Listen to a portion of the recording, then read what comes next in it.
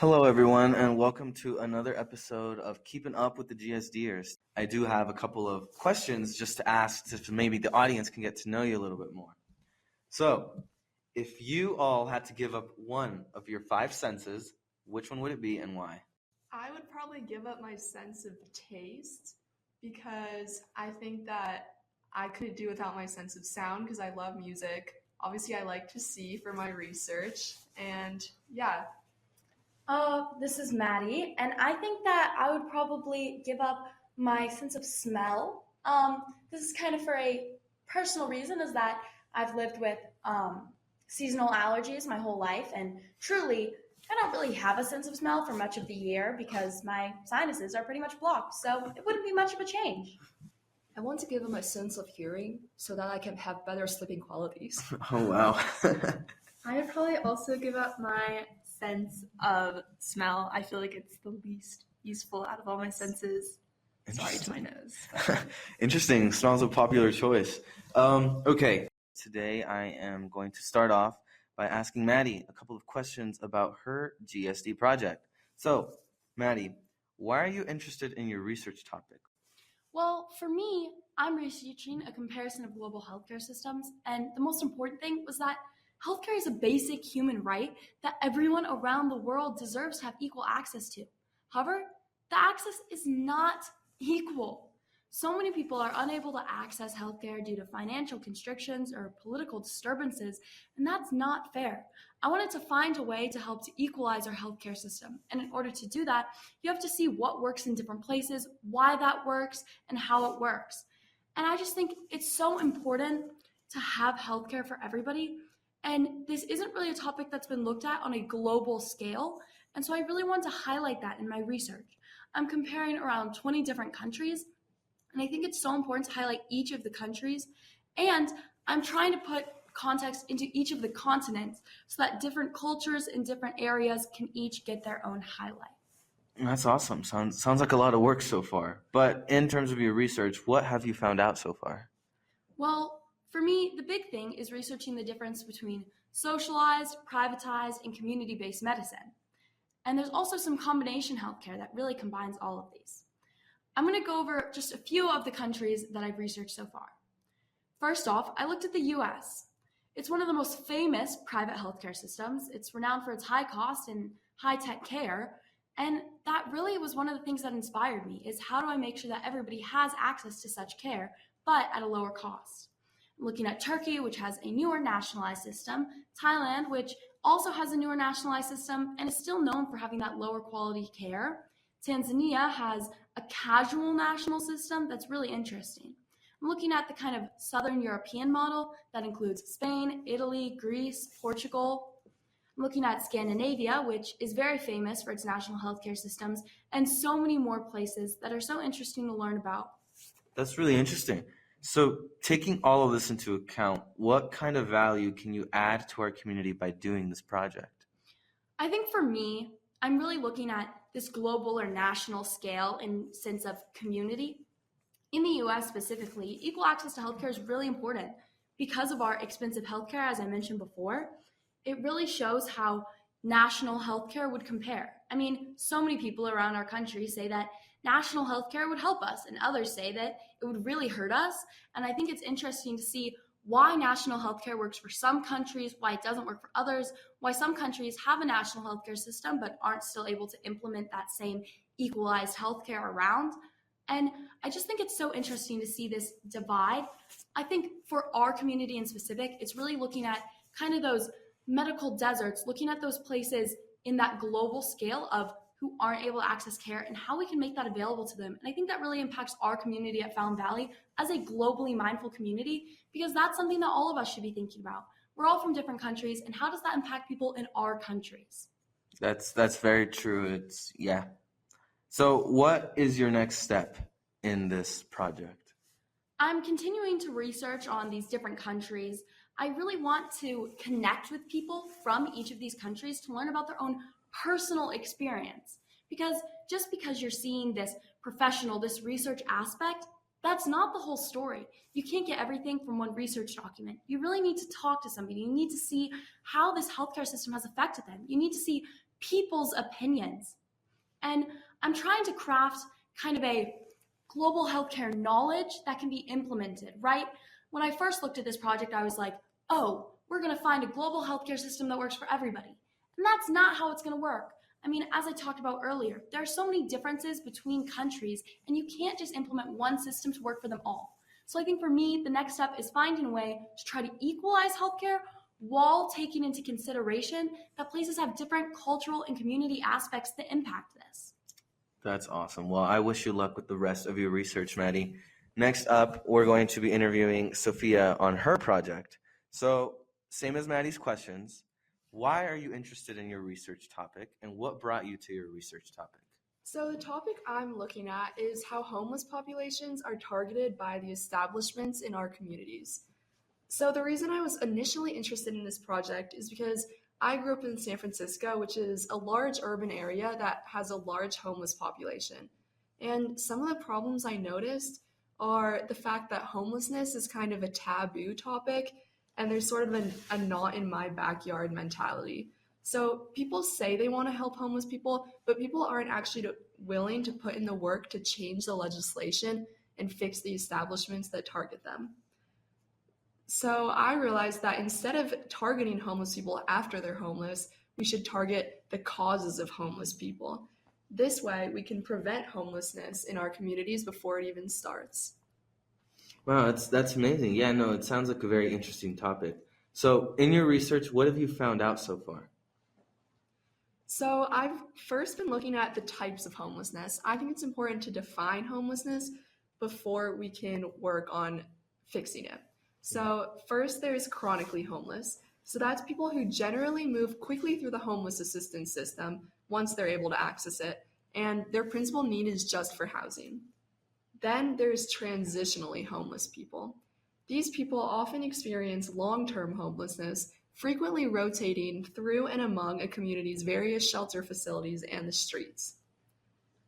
So these two different types of homelessness have different causes, but I'm just going to go over some generally. So increased housing costs, lack of job opportunities, youth homelessness, substance use all contribute to homelessness. And once someone is experiencing these issues, there's things that target them, like societal stigmas, legislation like hostile architecture, problems with shelters, increase in substance use, poor hygiene, and things that all make it more difficult for them to find a solution to their problems. Very interesting. I didn't know that. So, by doing this project, what kind of value do you believe that you're adding to our community? I think that homelessness is a global problem, so any solution could help benefit the entire world. So my final goal is to hopefully lessen the levels of homelessness, and this can be through raising awareness, inspiring people to change legislation, like legislation around loitering and hostile architecture. And this will have local, national, and global repercussions. So some ways that the public can help is by, like I said, targeting the root causes of homelessness, building actually successful shelters, because this is a whole other ballpark, but homeless shelters aren't the end-all solution. They have a lot of issues that we need to work on. Mm-hmm. And I think these issues and other similar ones can be solved through educating my community. Oh, for sure. That's awesome. So what's your next step? My next steps are just to continue researching. So some of my new ideas are I'm going to talk to people about homelessness in our community, talk to experts. So this can be urban designers, legislators, people who run homeless shelters, even homeless people who have firsthand connections with the issues that are at hand. And I've also been looking at some proven solutions and case studies for how homelessness has helped, solutions to homelessness have helped different communities around the world. So the three main steps that I think we should implement at this point in time are prevention. So from the baseline, promote stable housing. Second, diversion, which is to help people avoid homelessness by helping them get jobs and maintain those jobs, among other things. And then third, rehousing and stabilization, which is to help people quickly move into housing and promote stability once housed. So yeah, thank you so much. Well, no, thank you, and I appreciate you bringing awareness to this topic. Our next interviewee is going to be Addie.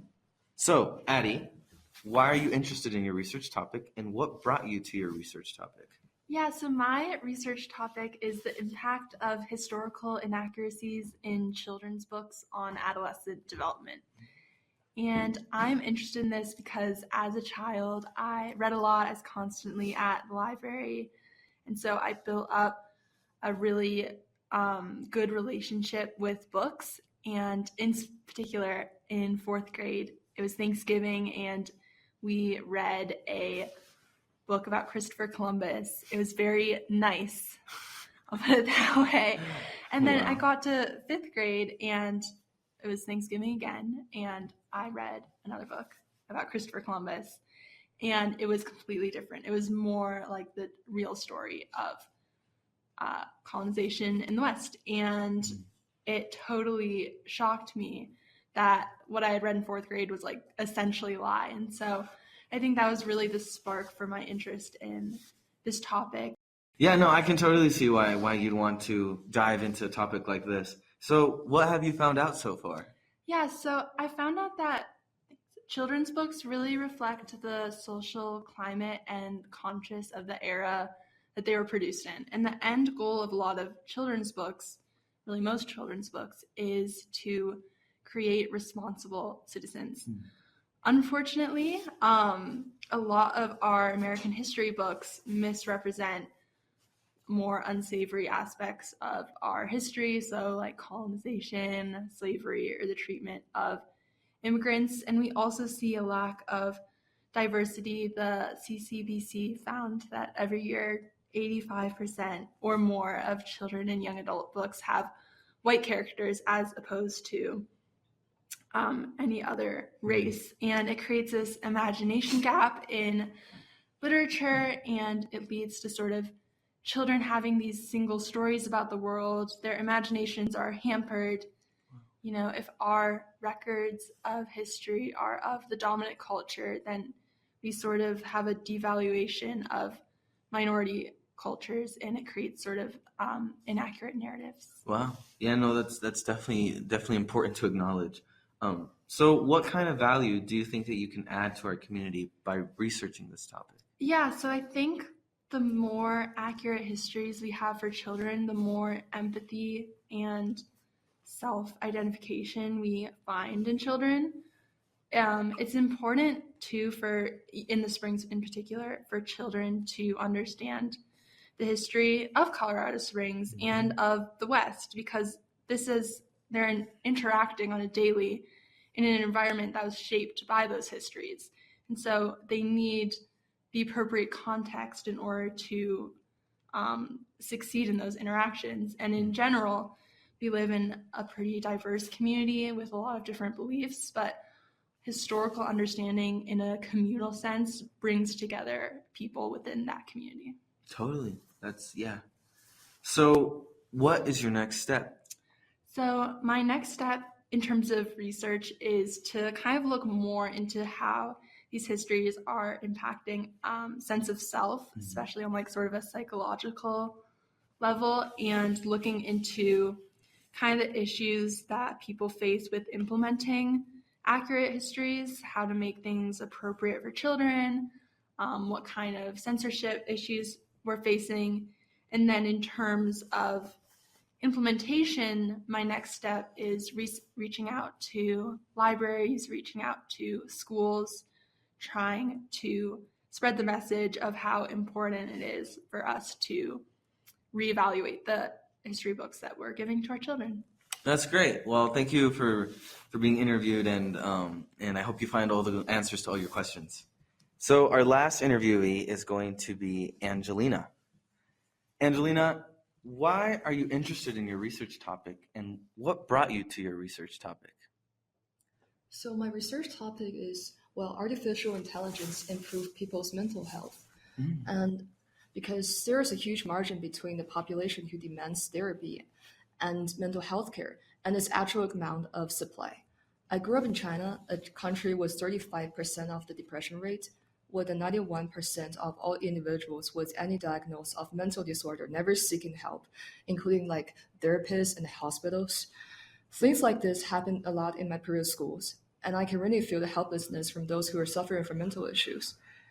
Therefore, I want to do this research, and I trust that my research output will benefit those who have limited access to mental health care. Also, it fits my career plans related to computer science and neuroscience. Okay. That's a very interesting topic. So, what have you found out so far? Recently, I was mostly doing research about how will this improve, like the AI's potentials. So it has the potential to completely change the way we approach mental health care by tackling some of the biggest challenges in the field. Right now, many people struggling to get access to quality mental health care services, especially in underserved communities. Even with treatments are available, they often don't work as well in real-world settings as they do in the research studies, leaving a big gap between what's proven to help and what actually works for individuals. Traditional approaches, just like clinical trials, tend to focus mostly on broad averages rather than the unique needs for each person, which makes it hard to tailor care in a meaningful way. Also, there's where AI can make a real difference. They're incredibly good at analyzing a huge amount of data and spotting patterns that might miss. This means it can help create personalized treatment plan based on things like someone's medical history, behavior, and even real-time feedback. For example, AI can use data from speech patterns or facial expressions to get a clear pictures of people's mental state. And this kind of technology allows care, but not only more tailored, but also more flexible, adjusting as someone's need change over time. Wow, that's really interesting. It seems like you've really been revealing a lot about this topic. So, what kind of value do you think that you can add to our community by doing this project? First of all, I think AI has the ability to educate people to take care of their mental health, and this can prevent people to getting worse. Also, this AI can provide free and open access to people who need online therapies or mental health care. And this will provide a route for those who are suffering mental health in their communities to seek for help from outside, because AI can provide professional advices to them. Oh, wow, that's very insightful. So, in terms of your research and everything that you've worked on so far, what is your next step? So I want to expand my training resources for AI to enhance the diagnosed accuracy with AI-driven dynamic models. And also, I want to let real users for trial and improve my AI based on their feedbacks. Oh, that's great. Well, I wish you luck with the rest of your research. Well, thank you all again for taking the time to come in and be interviewed. I wish you all the best of luck in your research, and tune in into our next episode of Keeping Up with the GSD'ers. We'll see you then. Bye.